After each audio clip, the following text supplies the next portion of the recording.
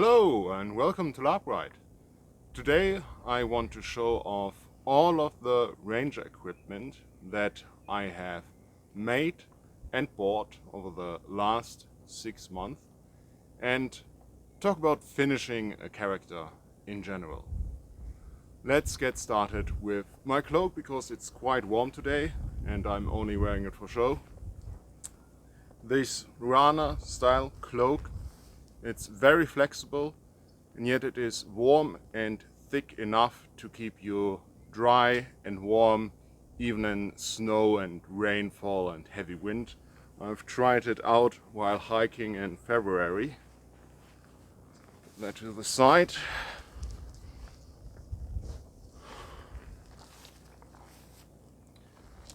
These gloves I have bought online, just simple long leather gloves for like reenactment, Renaissance, because these are a bit tricky to sew.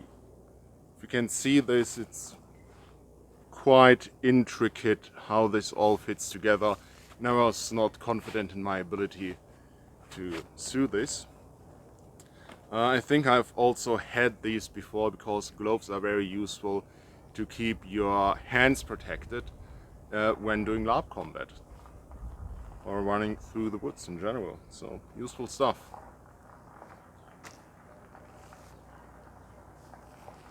Then car, welcome to my neighborhood.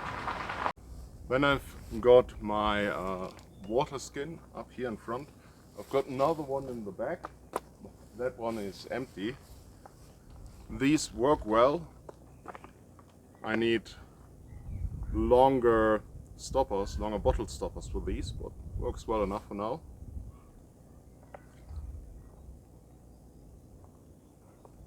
I've also got the big one. Got the big one here, the 3-liter one. And the way I'm using it, I'm leaving this in camp for cooking purposes. And I take this with me when I go out running into the woods, chasing orcs or whatever.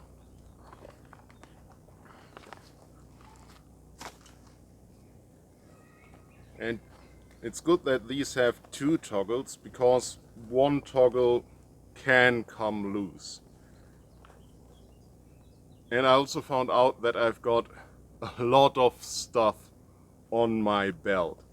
I've got a big belt pouch here, small belt pouch here, water skin in the front, water skin in the back, 2 swords and a quiver of arrows. If you've got this much stuff just on your person, you have to arrange it in a way where it doesn't hinder your movement during walking, running, or especially fighting. For the amount of equipment I'm carrying right now, I think I've figured it out. But certainly didn't do it in the first try. Now I've also got my belt quiver, my deluxe quiver in here. Holds about 9 of these IDU safety lab arrows. This is pretty much the standard, the golden standard of lab arrows in Germany. They are safe, they fly well, and about 9 to 10 fit in this quiver.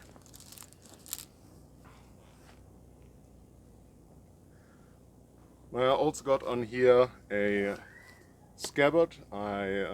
This is the one from the How to Make a Hardened Leather scabbard. As you can see, it's now a floppy leather scabbard. That didn't work out so well. And this is shared among several of my characters because it's a setup that works really well and it is quite a nondescript scabbard. Also got the sword holder on here for the short sword. This is not mounted to the sword belt but to my regular belt because my thought process is I will take these off and put it in camp, put it in my backpack and only carry it when I'm expecting trouble. But this I will just carry at all times as a precaution. Well, I've got these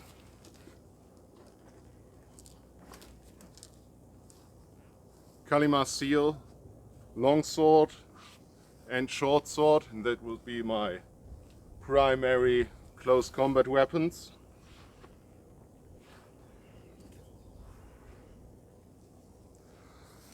They are very tough, they look good, especially the more expensive ones, and I've made a review of them. These are on the sword belt.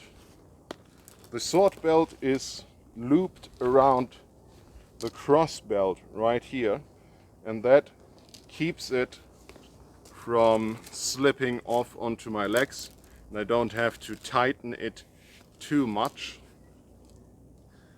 and that works very well. No problem when running, jumping and fighting. This is kept in place when I'm at camp or when I put it in my backpack. It's just a bundle. This to the side. Let's put the cross belt to the side.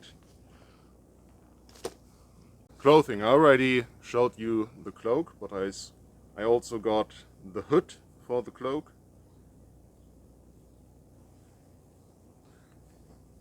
Now this might look a bit funny, but because it is lined with linen in the inside, it's not scratchy on my head, on my face, and because of these buttons I've sewn onto the front, I can close it up depending on the weather, and when it's windy and rainy, fully closing it up is very convenient, so it doesn't get blown off your face and also keeps your ears warm. And I found out that I'm actually wearing this under the cloak. Get the cloak again. If I'm out hiking in bad weather in winter, I would put this on and then put the cloak over it. Otherwise this might get blown into my face by the wind. So this works really well. This here under tunic, it's on the short side, as I said in my video making it, but it's long enough, works well enough. But really it could be substituted for just a cotton t-shirt or a merino wool base layer. If this gets soaked in sweat, it tends to chafe on my body, which is not really comfortable.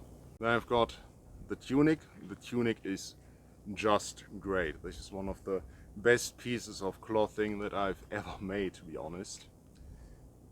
It will always keep my body at a comfortable temperature if it's not too cold. It will keep the sunlight from heating up too much. It will keep the wind from chilling me, which is important when you're doing activity in spring or in winter or in fall. That's usually when my LARPs take place. I don't usually go on LARP in the middle of summer for some reason. Anyway, this keeps me warm no matter how soaked and sweaty my under tunic gets, and this is still breathable. So if I rest for a while, all the water can evaporate through the wool and I'll be dry again. This natural wool fabric is just amazing. I've got my pants.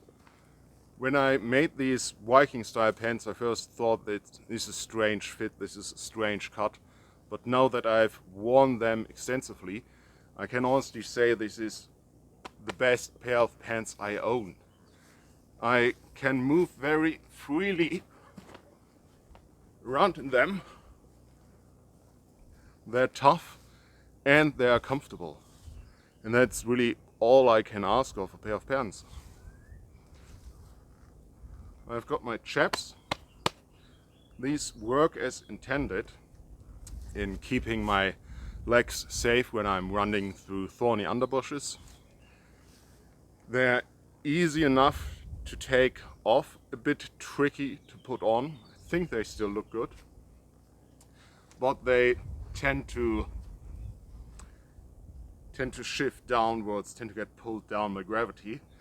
I think I need to put a bit of string or belt just under the knee on the top to hold them in place.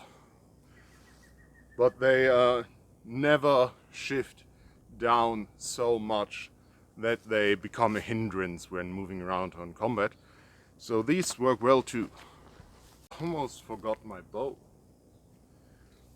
This here is a 50-inch long bow, as the LARP shop sold it. It's a 25-pound bow, which is the standard draw weight for LARP bows. It was the cheapest wooden bow I could find. I wanted to have a short bow, I wanted to have a wooden bow, and this shoots well enough, at least for a beginner marksman like me. So I will shoot people at range.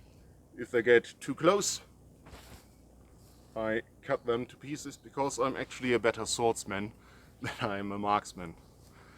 So I like this bow. Let's get into all the camping equipment I've made.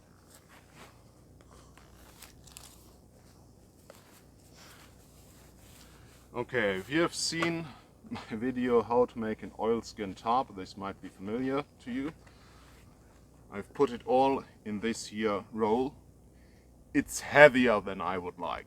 If I were to go backpacking with my ranger equipment, I would probably leave the tarp behind and just take the ground cover, because while this tarp is super convenient, tough and weatherproof, it is also heavy. So in here I've got 2 times 10 meters of high quality hemp rope. This is some pieces of, it's actually just one piece of flat band that's holding this together.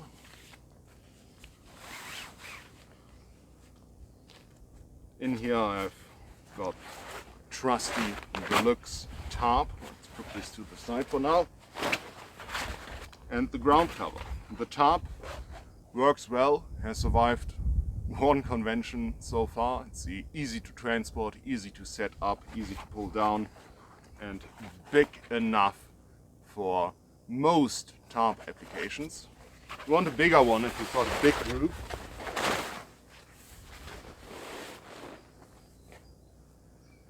The ground cover also works in keeping it dry from the bottom, from the grass.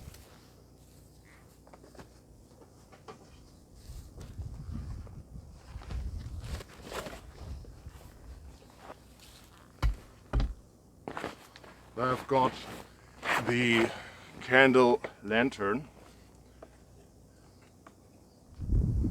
I have not used it a lot, and I think I had it hanging too close to the campfire, to be honest.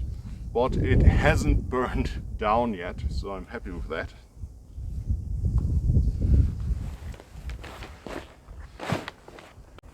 So this is the rest of my camping setup. I've got these cold steel Trailhawk, I believe, with a cold steel Warhammer hickory handle. So this handle is about this much longer than the handle that this came with, that broke at some point.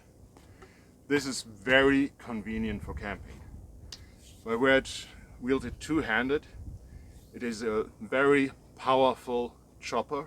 If I wield it with just one hand, it is still light enough to do some fine work, even carving work. And it's got a good hammerhead on the other hand to hammer in tent pegs or maybe rivets if you are repairing your plate armor. And I've made this leather sheath at some point, and this actually needs to be repaired. This has lost a rivet on the last convention. This is an A-frame backpack. I'm not good at making this yet. This has come apart on the convention like 2 times, and I didn't really need to bring an A-frame or a backpack to the convention because we were not hiking all that much. We weren't hiking at all, honestly.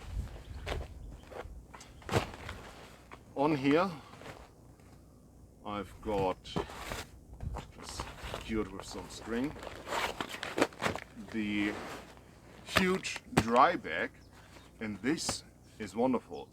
I was able to stuff my complete ranger costume and equipment, everything that was not the bow and weapons, in here and bring it to the lab. And right now I've got a sleeping set up in here. So I would use the ground cover, but you will need further insulation under the ground cover. That can be anything from dry leaves, fern, maybe some freshly cut spruce. So you've got a layer of air, of insulation between you and the ground. Put the tarp on top, and then you can sleep on it, and depending on weather you will need 1 or 2 wool blankets. Incidentally, this is my square cloak from my how to make a square cloak video. This is a German military surplus wool blanket, and if I use these 2 combined, it's good enough for about 0 degrees Celsius for me to sleep comfortable. This is a fun little item here. Thought, what would the ranger do in the evening at the campfire? So I brought an ocarina. Zelda fans might recognize this.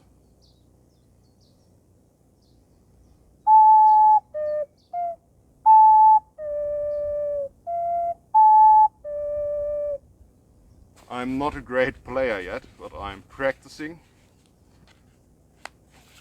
And I think being able to play an instrument, being able to sing, being able to tell stories around the campfire is one of the best things in LARP, honestly. I'm more of a storyteller myself, but I'm practicing the ocarina also. What else do we have in here? This is one of the bags I made. I haven't found anything to put in there yet. Fire kit, used it, worked, but I used the lighter. I didn't have to show off my flint and steel skills. Wax back. I put some bread chips in here and then told everyone it was really bad hardtack. Like, here you want some old wormy hardtack. Went around in the tavern like that, so this works well. And finally, my repair kit. Didn't have to use it. In here I've got my money pouch, my purse, and I thought as a ranger, maybe I don't have con, maybe I would just have some gold nuggets. So this is fool's gold.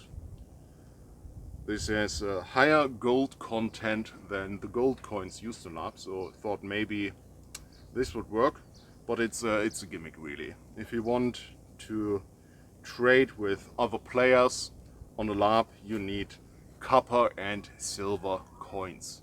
Copper coins is the best type of currency in LARP. not gold, not silver, but copper coins.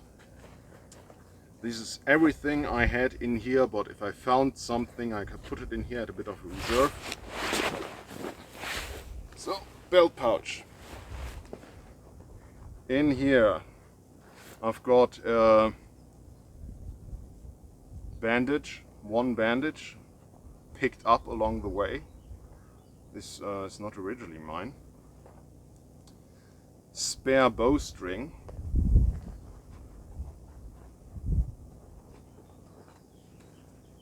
Another waxcloth dry bag, and in here I would have trail mix that I could eat during the day when I got hungry to keep up my energy. That worked well. I've got my belt knife in here. Found this on Amazon, made by a company called